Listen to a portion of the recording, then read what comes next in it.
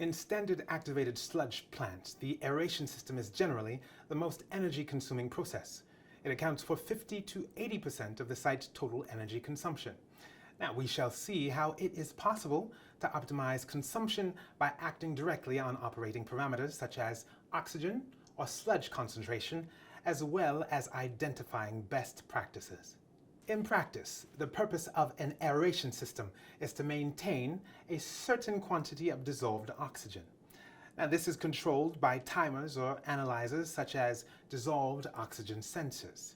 However, excessive aeration is frequently encountered, the root causes of which may be different. Now, one of the causes may be related to sizing. The aeration system is designed for a maximum organic load, whereas the plant is operating with a lower organic load.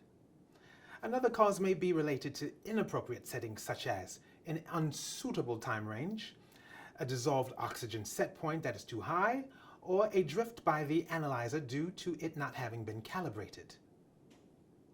Usually, the lower dissolved oxygen threshold value is between 1 to 2 milligrams per liter.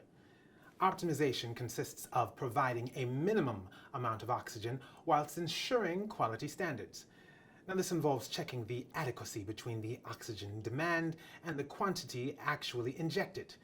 It also requires the implementation of robust operational monitoring and smart management.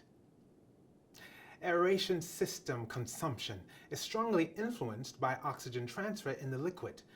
Transfer efficiency is directly impacted by the concentration of sludge in the biological tank.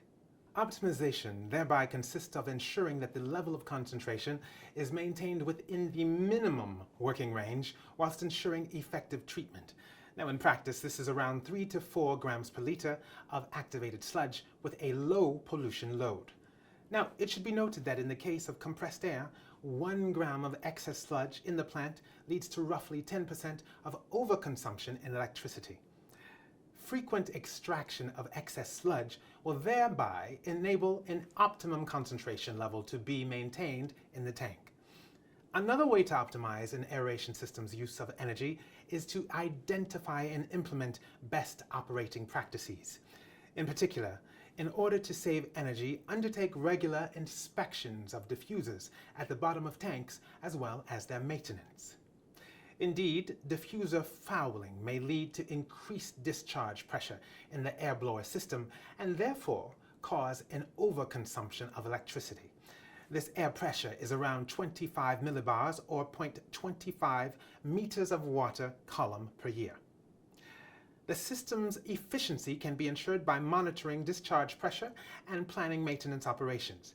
For example, one of these operations may consist of cleaning using formic acid, which restores the initial head loss of membranes in diffusers. The fine bubble membrane in diffusers must be changed every 5 to 7 years. Other preventive maintenance operations, in accordance with supplier recommendations, will enable the aeration system's efficiency to be guaranteed long-term. For example, cleaning and changing suction air filters when necessary, repairing any air leaks in the network, checking that equipment such as check valves are working correctly. What you need to remember: it is possible to optimize an aeration system's energy consumption. Now, to do this, we have seen that several options are available. Adjust oxygen input in the aeration system according to requirements, lower sludge concentration levels in the biological tank, identify and implement best maintenance practice.